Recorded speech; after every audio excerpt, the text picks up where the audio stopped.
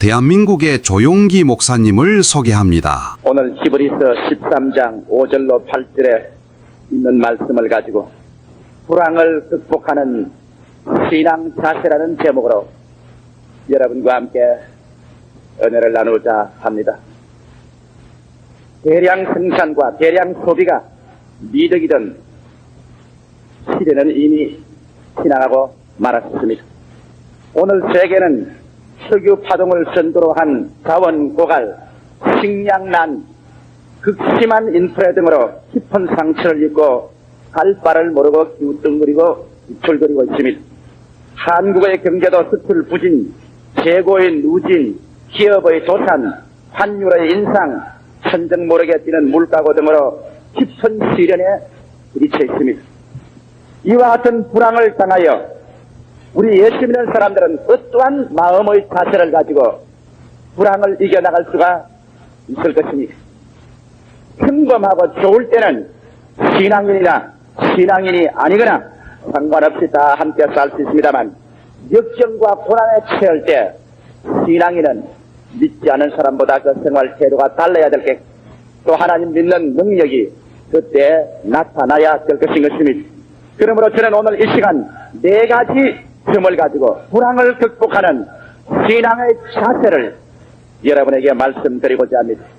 이를 통하여 오늘날 우리는 역경 속에서 오히려 하나님의 영광을 나타내고 주님께서 오늘 살아계셔서 이 우주의 대주자로서 다스리고 계신다는 것을 여러분을 통하여 모든 사람들에게 나타내게 되시기를 바라는 것입니다. 어떻게 하면 불황을 극복하는 신앙의 자세를 가질 수 있을까요? 첫째로 우리가 불황을 이기기 위해서는 풍요의 하나님을 분명히 마음속에 깨달아 알아야만 되는 것입니다. 우리가 믿는 하나님은 불황을 타지 않습니다. 우리가 믿는 하나님은 풍요의 하나님이시라는 것을 알아야만 되는 것입니다. 현재 우리가 아무것도 없는 가난하고 헐벗고 굶주린 상황에서 헐벗고 굶주리고 아무것도 없는 하나님을 바라보아서 무슨 소용이 있겠습니까? 우리가 불황을 이기자면은 이 불황보다 더 위대한 하나님을 발견하고 그 품에 안기지 않냐고는 우리 스스로가 불황을 이길 만한 신념을 가질 수가 없을 것입니다. 그러나 우리 성경 말씀을 통해서 보게 되면 우리가 믿는 하나님은 절대로 가난의 하나님, 불황의 하나님, 버림받은 하나님이 아니라는 것을 우리는 너무 잘 알고 있는 것입니다. 창세기의 창조의 기사를 통해서 보게 될지라도 이미 하나님께서는 창조 시에 무에서 유를 만들어내는 위대한 능력을 보여주고 있는 것입니다. 창세기 1장 1절부터 보면 태초에 하나님이 천지를 창조하시니라고 말하셨습니다. 우리 하나님께서는 하늘과 땅과 그 가운데 있는 모든 것을 친히 무에서 말씀으로 지어내신 분이신 것입니다. 하늘과 땅을 지어내신 분이 불황을 탈 수 있다고 생각합니까? 그 다음 창세기 1장 2절에 보면 땅이 공허하고 혼돈하여 흑암이 깊은 무에 있고 하나님을 신이 수면에 운행하시더라는 것입니다. 가장 처절한 불황 상태가 창세기 1장 2절에 기록되어 있는 것입니다.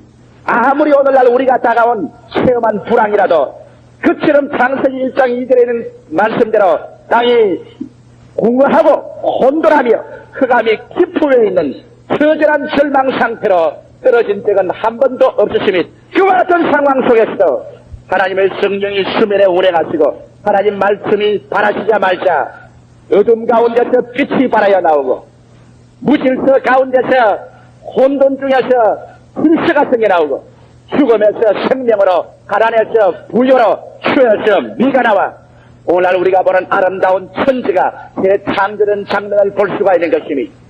이러므로 우리 하나님께서는 벌써 창세기에서 인간 지상에 있을 수 있는 최대의 불황을 가장 아름다운 재창조의 기회로 삼으신 그 실력을 우리에게 잘 보여주고 있는 것입니다. 이러므로 이와 같은 하나님은 부여와 풍요의 하나님이시며 이와 같은 부여와 풍요의 하나님을 우리가 아버지라고 부르고 난 다음 그 아버지의 자식들이 불황을 당할 수 있다고 여러분 생각하십니까? 성경에 말하기를 너희 자식이 떡을 달라면 돌을 주며 생선을 달라면 뱀을 주겠는가? 너희가 악할지라도 내 자식에게 좋은 것 줄 줄 알거든 하물며 천부께서 구하는 자에게 좋은 것으로 주시지 않겠느냐고 성경은 말하고 있습니다. 우리는 자연 환경을 통해서 보게 될 때 하나님께서 자연 만물 속에 섭리하실 때 이미 불황에 대비해서 언제나 하나님은 풍요의 하나님이며 예비하시는 하나님이시라는 것을 잘 자연의 글에서 보여주고 있습니다. 원예가의 말을 들으면 우리가 즐겨 겨울에 먹는 하나의 사과를 생산하는 데는 사과나무의 잎사귀가 30개 내지 50개가 필요하다는 것입니다. 사과의 잎사귀 30개 내지 50개가 열심히 물을 빨아올리고 태양 광선을 받아서 우리가 먹는 하나의 탐스러운 사과를 만들어냅니다. 굵은 복숭아 하나를 생산하는 데는 복숭아 잎사귀 30개가 필요하다는 것입니다. 그런데 성장한 한 그루의 사과나무는 잎사귀를 얼마나 가지고 있냐면 약 10만 개를 가지고 있다는 것입니다. 이 10만 개는 충분히 열매를 결실하고도 매 시간당 4갤론의 물을 땅에서 끌려 올리는데 필요한 수보다 훨씬 능가하는 잎사귀 수인 것입니다. 무엇 때문에 하나님께서 30개 내지 50개 잎사귀만 가지면 사과 하나를 만들어내고 100개를 만들어내자면은 거기에서 3,000개 내지 5,000개 잎사귀만 가지면 사과 100알을 만들어낼 수 있는 것입니다. 그런데 사과나무 하나에 10만 개 이상의 잎사귀를 주님께서 갖다 주시는 이유가 어디 있는 것입니까? 그 자체 속에서 벌써 하나님께서는 불황을 이기고 불황을 대비할 만한 만발의 준비를 하시는 예비하는 하나님인 것을 볼 수 있습니다. 왜? 사과나무가 자라자면 벌레들이 달라들어서 그 잎사귀를 갉아먹기도 합니다. 또 가뭄이 다가오면 마르기도 합니다. 폭풍우가 불어오면 나무가지가 꺾어지고 잎사귀가 날려가기도 합니다. 이와 같은 불시에 다가올 불황을 하나님께서는 자연 속에 대비하기 위해서 몇만 개만 있어도 필요한 그 나무 잎사귀를 충분히 10만 개 이상 준비한 것은 자연의 장에서 이미 하나님께서는 모든 불황에 대비할 능력과 은혜를 우리에게 주시고 계신다는 것을 잘 알 수 있는 것입니다. 우리는 또 이 사과나무 이러한 과일나무에서만 대비하는 하나님을 보는 것이 아니라 땅에 둥지를 만들고 알을 까는 메추리, 꿩, 오리 등을 우리가 볼 수 있는 것입니다. 메추리나 꿩이나 오리 같은 것은 알을 굉장히 많이 낳습니다. 한 번씩 여러분 메추리 둥지나 꿩둥지나 물오리 둥지를 발견하면 10개에서 20개 혹은 30개의 알을 모아놓은 것을 봅니다. 무엇 때문에 한 마리의 날짐승이 이와 같이 많은 알을 까는지 압니까? 이것도 역시 불황에 대한 대비인 것입니다. 왜? 지상에다가 둥지를 까고서 치고 알을 낳으니까 그곳에는 여러 가지 짐승이 다가오는 것입니다. 쪽제비도 다가오죠. 스칸크도 다가오죠. 그 이외에 여우도 오지요. 이리도 옵니다. 와서 그런 알을 습격해서 알을 먹을 위험성이 있습니다. 그리고 또 그 알을 까서 새끼를 칠 때 아직 어리고 날지 못할 때 짐승들에게 많이 잡혀 먹을 위험성이 있습니다. 그러므로 능히 알이 도적 맞고 또 새끼를 까고 난 다음 새끼가 짐승들에게 먹히고 난 다음에라도 종자를 계속 보존할 수 있을 만한 많은 알을 대비하도록 하나님께서 이미 예비한 것이 바로 오늘날 꿩이나 메추리나 그렇지 않으면 땅에서 둥지를 치는 모든 날짐승들의 준비한 모습인 것입니다. 이를 보게 될 때라도 우리 하나님께서 이미 불황에 대한 대비를 하셨지요. 여러분 민물숭어는 물속에서 왔다 갔다 하지만은 그 민물숭어 암컷 한 마리가 알을 몇 개 놓냐면 5,000개의 알을 낳습니다. 한 마리의 민물숭어가 5,000개의 알을 낳았어요. 그게 다 간다면 5,000마리의 숭어가 나오게 되는 것입니다. 그래도 실상 여러분 한 마리의 민물숭어 밑에서 5,000마리의 새끼가 나온 적이 있습니까? 없습니다. 왜? 그가 알을 까놓고 난 다음에도 수많은 고깃대들이 와서 그 알을 집어먹습니다. 그리고 혹은 그 알들이 물에 떠내려갑니다. 알이 까고 난 다음에 그 새끼가 자라기 전에 잡혀먹기도 하고 죽기도 합니다. 이렇기 때문에 하나님께서는 민물숭어 한 마리에게 그 종자를 보존할 수 있게 하기 위해서 5,000개 이상의 알을 까게 함으로 말미암아 능히 어떠한 불황의 상태가 도달하더라도 종자를 보존할 수 있도록 미리 예비하시는 하나님이신 것입니다. 바로 아브라함은 이와 같은 하나님을 여호와 이레라고 말했습니다. 여호와 하나님께서 예비하신다고 말하셨습니다. 사도 바울 선생은 이와 같은 하나님을 지칭해서 고린도전서 2장에 말씀하기를 하나님께서 자기를 사랑하는 자를 위해서 예비해 놓은 모든 것을 눈으로 보지 못하고 귀로 듣지 못하고 마음으로도 생각지 못했다고 말한 것입니다. 이러므로 우리 하나님께서는 주를 사랑하는 백성들을 위해서 인간의 눈으로나 인간의 귀로나 인간의 생각으로 보고 듣고 생각할 수 없는 정도로 주께서 불황을 대비해서 예비하고 준비하시는 하나님이시라는 것을 자세히 보여주고 있는 것입니다. 그러므로 여러분과 제가 아버지라고 부르는 이 하나님은 얼마나 자녀들을 위해서 준비하시는 멋있는 하나님이신지 말로形容할 수가 없습니다. 우리가 성서적인 역사를 통해서 보게 될지라도 하나님께서 이스라엘 백성들을 애굽에서 인도해내서 광야로 주물하셨습니다. 우리가 인간적인 상식적으로나 수학적인 계산으로 생각하면 무모하고 어리석기 짝이 없습니다. 왜? 80이 넘은 노점치가 지도자인 모세가 300만 이스라엘 백성을 광야로 휴물하셨습니다. 그곳에는 수도 시설도 없습니다. 양식의 준비도 없습니다. 물도 없고 양식도 없는데 300만의 대민족의 이동을 광야를 통해서 끌어 나온다는 것은 무모한 모험에 불과한 것입니다. 그럼에도 불구하고 하나님께서 모세에게 명령하실 이스라엘 백성을 이끌어내실 때 우리 하나님께서 만일 불황에 대비하시고 예비하시는 하나님이 아니시라면 이스라엘 백성이 광야를 지나서 젖과 꿀이 흐르는 땅으로 들어가지 못했을 것입니다. 그런데 그 많은 백성들을 하나님께서 이끌어내실 때 그 제일 선두에 세운 첫 지프레이스가 무엇이었습니까? 젖과 꿀이 흐르는 땅으로 가자고 말한 것입니다. 하나님께서 불황을 향해서 가자고 말했습니까? 아닙니다. 젖과 꿀이 흐르는 땅으로 가자고 말한 것입니다.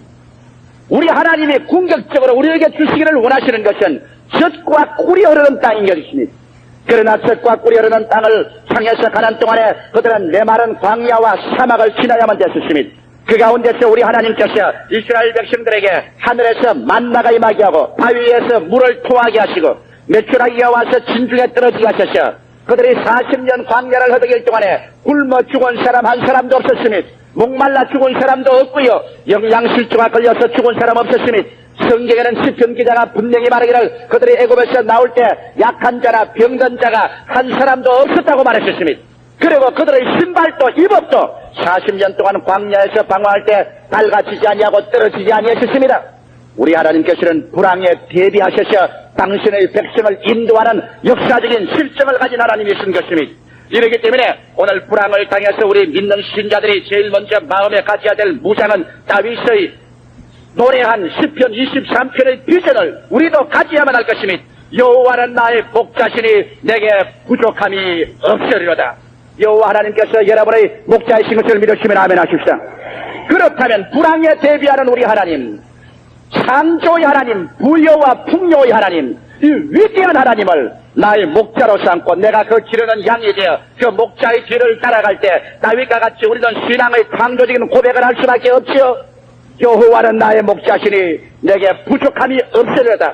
다윗은 그 노래를 하면서 그도 불황에 대해서 말했습니다. 내가 비록 사망의 엄침한 골짜기로 다닐지라도 해 받을 것을 두려워 아니할면 주의 지팡이와 막대기가 나를 아니하시나이다. 주께서 내 원수의 목줄에서 내게 상을 베푸시고 내 머리에 기름으로 바르셨사오니 내 잔이 넘치나이다. 이러므로 우리 예수 그리스도 우리 목자로 삼고서 그 뒤를 따라가는 하나님의 양무리들은 좋을 때나 어려울 때나 하나님 뒤에 따라갈 때 우리는 불황을 극복하고 이길 수 있는 부여와 풍요 예비하신 하나님의 뒤를 따라간다는 것을 마음속에 알고 두려워하지 말아야 될 것인 것입니다. 저는 언제나 우리 하나님을 믿고 난 다음 제가 목회를 시작을 한 다음 관습적으로 하는 마음의 그림을 그리는 것이 있습니다. 저는 우리 하나님을 생각할 때 우리 하나님을 언제나 풍요와 부요의 하나님, 예비하는 하나님, 창조의 하나님으로 내 마음속에 그림을 그렸습니다. 이제는 저희 마음속에 이와 같지 않은 하나님을 생각할 수가 없습니다. 우리 하나님께서는 언제나 무에서 유를 창조하며 죽음에서 생명을 가져오며 절망에서 소망을 가져오며 불황에서 부여와 풍요로 이끌어주는 위대한 하나님, 좋은 하나님, 창조와 생명의 하나님인 것이 마음속에 너무나 뚜렷하게 새겨져 있기 때문에 이 이외의 말은 할 수가 없습니다. 더구나 오늘날 전 세계적인 경제 파동이 다가오고 우리 한국적인 불황이 한국을 휩쓸 때 저는 아침에도 일어나서 이 부요의 하나님을 마음속에 그려봅니다. 그리고 저녁에 잠자리에 들어갈 때도 이 부요와 풍부의 하나님을 마음속에 그려봅니다.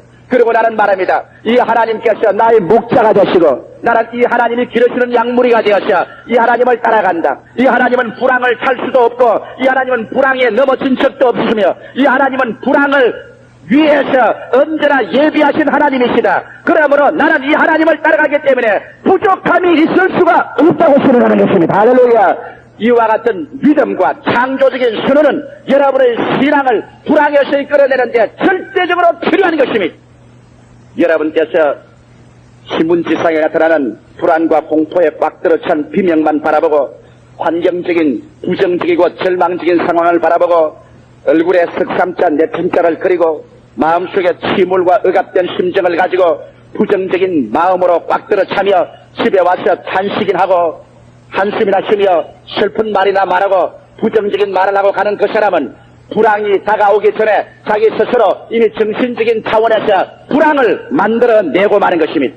이와 같은 정신적인 자세를 가지고 나가는 사람은 가정이 불황에 빠질 것이요, 그 사업이 불황에 빠질 것이요, 그와 동업하는 자도 불황에 빠지고 말 것인 것입니다. 우리 예수 믿는 사람은 불황에 짓눌린 사람들이 아니라 이 부요와 풍요의 하나님을 가슴에 안고 어둠이 다가올 때는 빛을 가져올 준비를 하고 무질서가 있을 때는 질서를 가져올 준비가 하며 죽음이 있는 곳에는 생명을 가져오고 절망이 있는 곳에는 소망을 가져오며 불황이 오는 곳에는 부요와 창조를 가져오는 믿음으로 전진할 수 있는 이와 같은 백성들이 바로 예수 믿는 사람들인 것입니다. 사람이 떡으로만 살 것이 아니요 하나님의 입으로 나오는 모든 말씀으로 살 것이니라. 우리 예수 그리스도 믿는 사람들은 세상적인 차원에서 살지 않습니다. 나의 의인은 믿음으로 말미암아 살리라. 뒤로 물러가면 내 마음이 저를 기뻐하지 아니하리라. 이러므로 여러분과 나는 불황을 능히 이길 만한 위대하고 원대하며 장엄한 끝없는 자원을 가진 여호와 하나님을 우리의 아버지로 모시고 그가 우리의 목자가 되시고 우리는 그를 따라서 섬기는 양무리가 되었은즉 우리 마음속에 두려워할 것이 없으니 내가 이 하나님을 알고 이 하나님을 믿고 이 하나님을 순종하는 이상 무엇이 나를 두려워하겠습니까? 바울 선생같이 환난이냐 곤고냐 적신이냐 위험이냐 기근이냐 칼이냐 이 모든 일에 우리를 사랑하시는 이로 말미암아 우리가 넉넉히 이기나니라. 그러므로 불황을 이기는 신앙은 여러분의 마음의 자세가 이 부요의 하나님을 바라보고 발견해야 하는 것입니다. 이 부요의 하나님을 발견하지 못하고 이 부요와 풍부의 하나님에게 여러분 마음이 사로잡히기 전에는 여러분의 생활 속에 창조가 나타날 수 없습니다. 우리 순복음 중앙교회는 불황을 타지 않습니다. 나는 우리 순복음 중앙교회 성도들은 불황을 타지하는 줄 압니다. 왜냐하면 우리는 세상적인 사람들이 아닙니다. 우리는 예수 그리스도로 말미암아 사망에서 생명으로 옮김바 되었으며 마귀의 자식에서 하나님의 자녀가 되었으며 우리는 목자도 없고 버림받은 사람이었는데 하나님 아버지를 목자로 삼고서 우리는 그 뒤를 따라가는 사람이요 우리는 떡으로만 살지 않고 하나님의 입으로 나오는 말씀으로 사는 사람이기 때문에 운명의 노예가 되는 것이 아니라 운명을 창조하고 변화시키며 환경을 새롭게 하는 위대한 믿음의 사람들이므로 우리들은 불황을 짓밟고 이기며 그 속에서 풍부와 부요를 가져오는 창조와 생산적인 사람들인 것입니다. 둘째로 이 풍부와 부요의 하나님을 우리 생활에 끌어들이기 위해서는 우리와 하나님과 맺은 계약이 있습니다. 저수지에 아무리 물이 많이 있다고 할지라도 그 저수지의 물을 우리 집까지 끌어올 수단인 파이프가 필요한 것처럼 여러분 하나님은 부유하고 풍요하시고 불황에 대비하시는 하나님이시지만 이 하나님의 이 부요와 풍요를 나의 생활 속에 끌어들여서 나와 함께 인생을 같이 하기 위해서는 하나님과 우리가 맺어야 될 계약이 있습니다. 그 계약이 바로 누가복음 6장 38절에 뚜렷하게 기록되어 있는 것입니다. 주라 그리하면 너희에게 줄 것이니 곧 후이 되어 누르고 흔들어 넘치도록 하여 너희에게 안겨 주리라. 이것이 하나님과 우리와의 풍요와 부요의 생활을 하는 계약인 것입니다. 이 계약을 하나님께서 과거에 세우신 이후로 오늘날까지 이 계약을 주님께서 철폐한 적이 한 번도 없습니다. 우리 하나님께서 에덴 동산을 창설하시고 먹기에도 보기에도 아름다운 실과를 다 만드시고 아담에게 주었을 때로 동산 중앙에 있는 선악을 하는 과실은 하나님께 내어 맡기고 하나님께 달라고 했습니다. 이것은 내 것이다. 이것은 내 것이다. 그러므로 너희 손대지 말라. 하나님의 것을 아담과 하와가 빼앗았을 때 아담과 하와는 에덴 동산 전체와 생명을 빼앗겨버리고 말한 것입니다. 이러므로 오늘날 또 여러분 하나님의 부여와 풍성에 여러분의 신앙의 파이프를 갖다 대기 위해서는 여러분께서 이 위대한 성경 말씀을 잊지 말아야 되는 것입니다. 이 말씀은 저 하늘이 무너지고 이 땅이 꺼져도 1.1핵도 변치 않냐는 여러분과 나의 생활을 부여와 풍성으로 이끌어드리는 기적의 말씀인 것입니다. 주라! 그리하면 너희에게 줄 것이니 곧 후에 되어 누르고 흔들어 넘치도록 하여 너희에게 안게 주리라. 이 말씀은 구약의 왕상 17장 8절로 6절에 보면 그 예가 잘 기록되어 있습니다. 왜냐하면 위대한 그 당시의 선지자였던 엘리야가 시돈 땅에 속한 사르밧에 갔을 때였습니다. 그 당시에 3년 6개월 동안 땅에 비가 오지 아니하므로 가장 극심한 기근으로 수없이 많은 사람들이 굶주림에 죽어가고 있을 때였습니다. 하나님의 종 엘리야가 이 시돈 땅에 속한 사르밧에 갔을 때 한 과부가 나와서 나무를 줍고 있습니다. 그럴 때 하나님께서 엘리야에게 말하셨습니다. 저 과부가 너를 공개할 것이다. 그러므로 이 흉년이 시작해야지 저 과부의 집에서 내가 먹고 마시고 살 수 있다고 말했습니다. 당신이 무엇을 합니까? 엘리야가 물으니까 이 노할머니가 하는 말이 나는 나무가지 몇 개를 주워서 마지막 한 움큼 남은 밀가루와 조금 남은 기름으로 떡을 구워서 내 아들과 나와 나누어 먹고 우리는 죽으려고 합니다. 우리가 가지고 있는 양식이란 이제 밀가루 한 움큼 기름병에 마지막 남은 조그마한 기름밖에는 가진 것이 없습니다. 그때 엘리야가 하는 말이 그런가요? 그러면 집에 돌아가서 당신은 그 한 움큼 밀가루로서 떡을 굽고 그 기름으로 떡을 만들어서 나에게 먼저 가져오시오. 그리고 나중에 죽고 사는 것은 당신이 알아서 할 것이요. 물 한 그릇과 같이 내게 가져오시오. 만약 그렇게 한다면은 하나님께서 말씀하기를 이 가뭄이 지나기까지 당신의 밀가루 통해서 밀가루가 끝이지 아니할 것이요. 기름병에서 기름이 끝이지 아니할 것입니다. 당신은 이 둘 중에 하나를 선택하시오.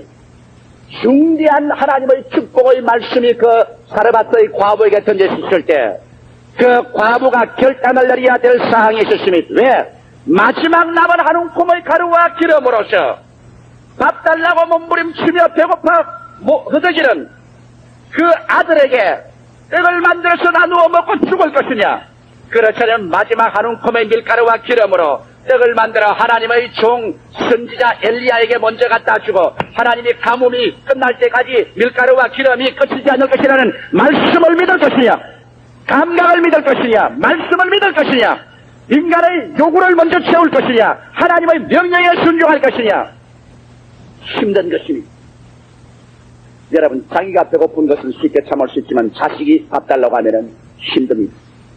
나는 요사이 어린아이들이 방학도 되고 해서 우리 애들 보고서 금식 명령을 내렸지. 너희들 며칠 금식을 해야. 그래 머리도 맑아지고 신앙도 좋아지고 다 좋아지니까 금식을 해야. 그래서 첫째 놈하고 둘째 놈, 셋째 놈은 너무 어리니까 금식을 못 시키. 둘째 놈 금식을 시키는데 어제 기도원에 들어가서 굴에 들어가서 같이 기도를 하고 데리고 나오는데 첫째 놈은 금식을 잘 해요. 어제도 하고 오늘도 계속 하는데 둘째 놈은 나중에 배고파 죽겠다고 우는데 아이고 배고파 나 죽는다. 아이고 김치하고 밥만 있으면 나는 좋겠다. 김치하고 밥만 다오. 그 기도원에서 데리고 온데 내가 가만히 하니까 불쌍해서 못 보겠어요. 자, 이건 만일 우리 집에 김치도 없고 밥도 없어가지고서 저렇게 달라하면 부모의 심정이 어떻겠느냐 제가 생각해 봤습니다. 집에 들어가면 밥도 있고 김치도 있으니 말이지. 그거 없으면 강다리라도 베어서 줄 수밖에 없지 않겠습니까? 철없는 것이 배고프다고 밥 달라고 몸부림치고 울면 그걸 어떻게 보고 있겠습니까, 부모가? 그런데 여러분, 이 성경의 사르밧 과부를 보십시오. 남편도 없이 아들 하나, 딸도 없이 그를 생명성처럼 이제하고 사는데 그 아들이 밥 달라고 몸부림치고 우는데 마지막 그 떡 한 개 만들어서 그 아들을 줄 것이냐? 피가 장대하고 어깨가 쩍 벌어지고 수염이 난 건장한 장년인 선지자에게 줄 것이냐? 이것은 무서운 마음의 결단입니다. 하나님 말씀을 한번 믿어볼 것이냐? 그렇지 않으면 인간의 생각대로 할 것이냐? 이것은 쉬운 일이 아닙니다. 그러므로 여기에 사르밧 과부는 이 말을 듣고 난 다음 그 정신 속에 무서운 번뇌를 했을 것입니다. 그런 집에 돌아갔었습니다. 그 가루와 기름으로 마지막 떡을 구웠었습니다.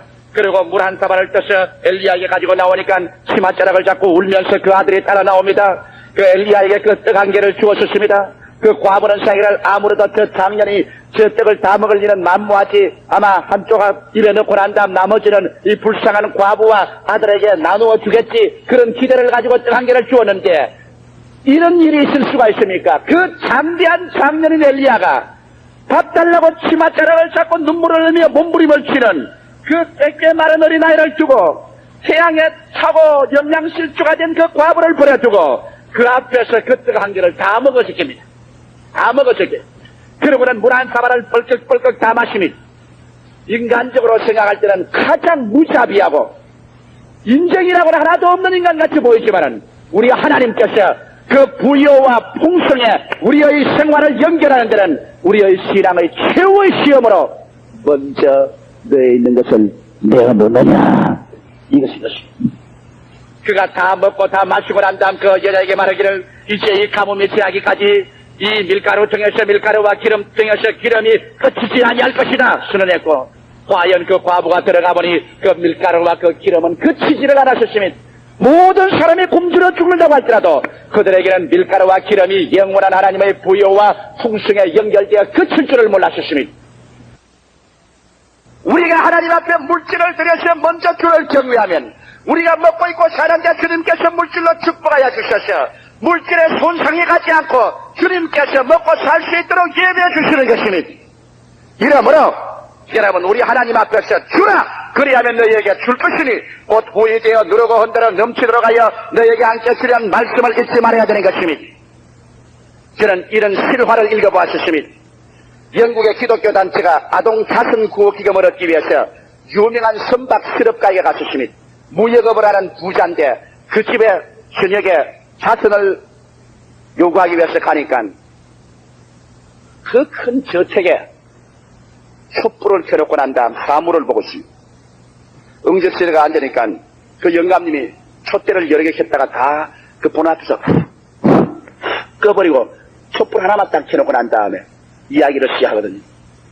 그 촛불이 어둡지 않습니까? 하니까 사무 볼 때는 초가 밝아야 되겠지만 이야기하는 데는 얼굴만 비추면 되니까 쓸데없이 많은 촛불 켜서 돈 들일 필요가 어디 있느냐 그렇게 말합니다.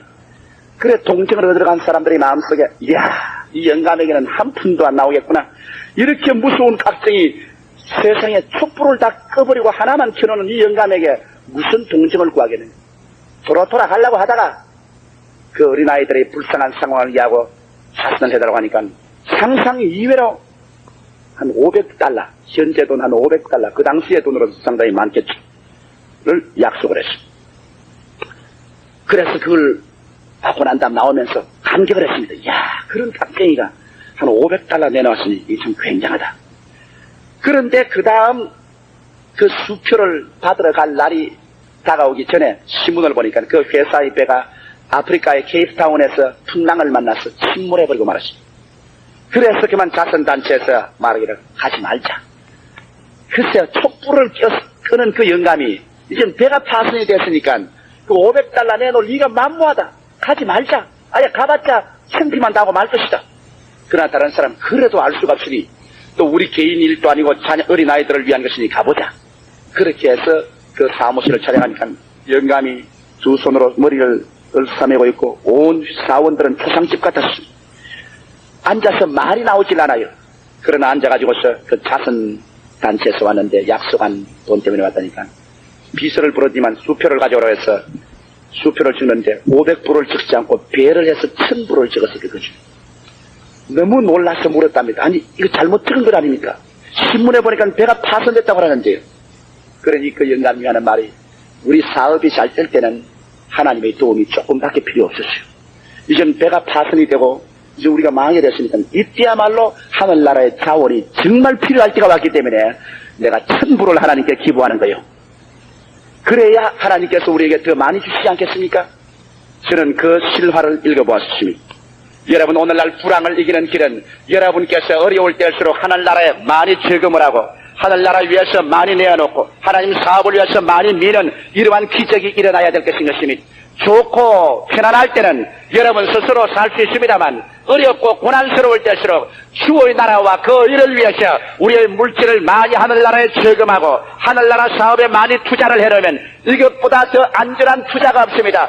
세상의 투자는 불황이 나서 사업이 망하면 원금도 찾지 못하고 배당금도 얻지 못하지만 하늘나라 사업은 망하는 법이 없습니다.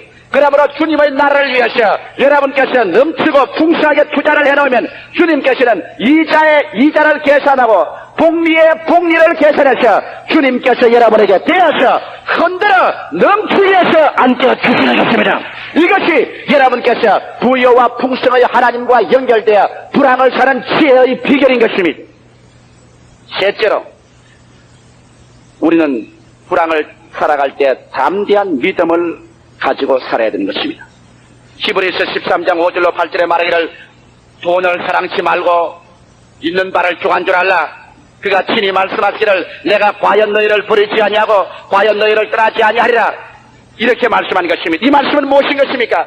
돈이란 현실적으로 눈에 보이는 물질 세계를 말하는 것입니다. 현실에 눈에 보이는 물질 세계, 감각 세계를 바라보고 살지 마라. 이것은 변화무쌍하다. 어제 좋다가 오늘 사라질 수 있고 어제 지위가 높다가 오늘 지위에서 계산될 수도 있다.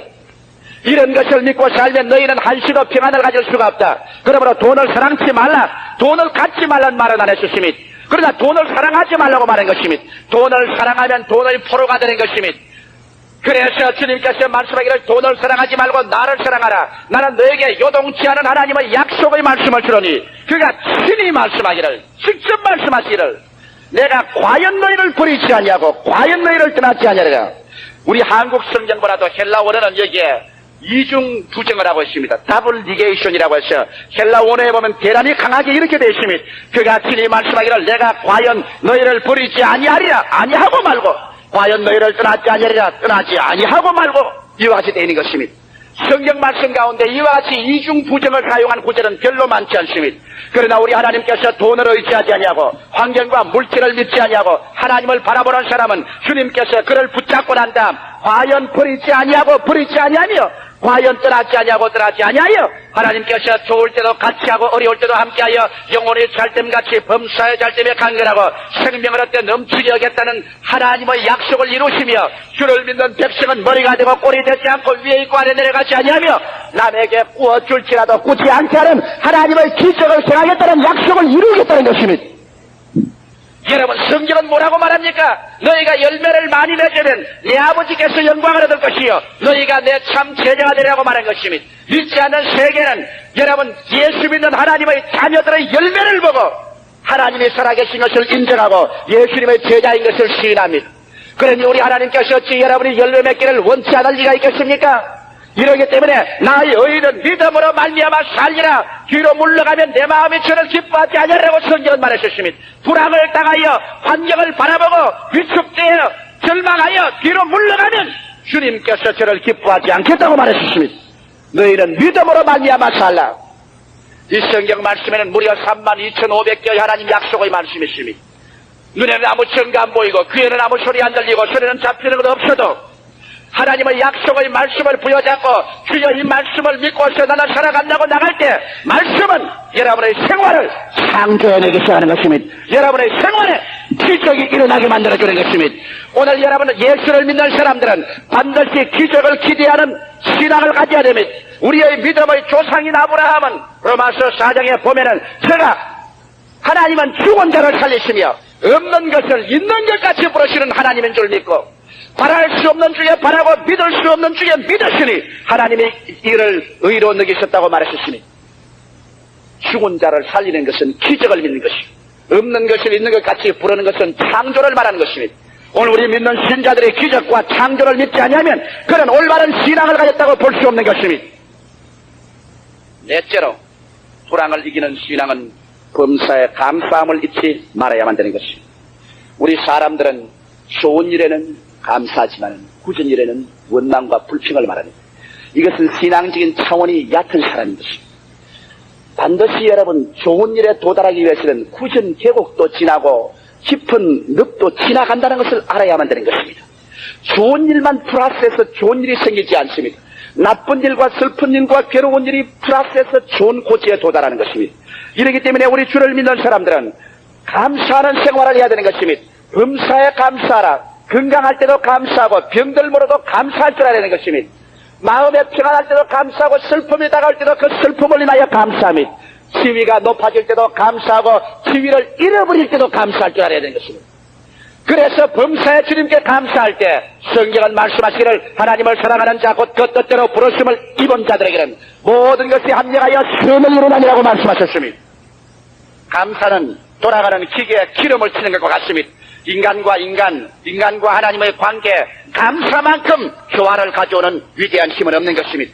이렇기 때문에 불황을 당하면 조금 잘못해서 정신적인 억압을 당하여 하나님을 원망하고 이웃을 원망하고 나라를 원망하고 운명을 원망하고 탄식하는 그런 일에 빠지기가 쉽습니다. 그러나 이런 유혹을 물리치고 우리는 불황을 당하면 당할수록 여호와를 감사하고 하나님을 찬미하며 우리와 같이 계신 하나님께 영광을 돌릴 때 하나님과 우리의 사이에는 기름이 켜지고 우리의 생활 가운데는 하나님의 섭리와 기적의 역사가 계속하는 것입니다.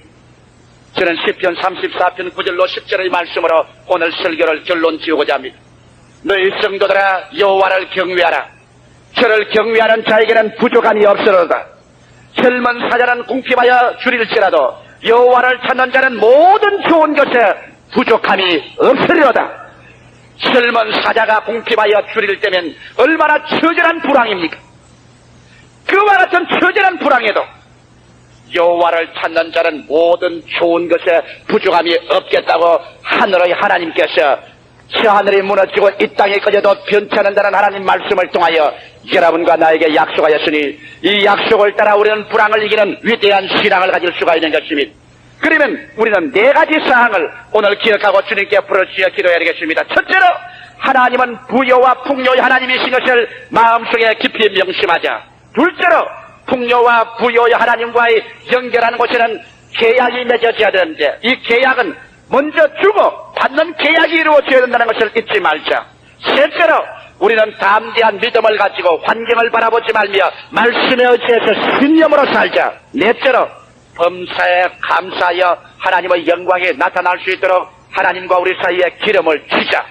이와 같은 네 가지 사항을 여러분께서 유의하신다면 여러분의 생애가 오늘날 우리가 당하는 이런 불황뿐 개인적인 어떠한 불황을 당하고 운명의 어떠한 벽에 부딪혔다고 할지라도 이것을 변하여 더 나은 생활, 더 승리하는 생활, 더 창조적으로 더 부유한 생활로 나가는 위대한 기적을 산출하는 하나님의 능력에 접할 수가 있게 되는 것입니다.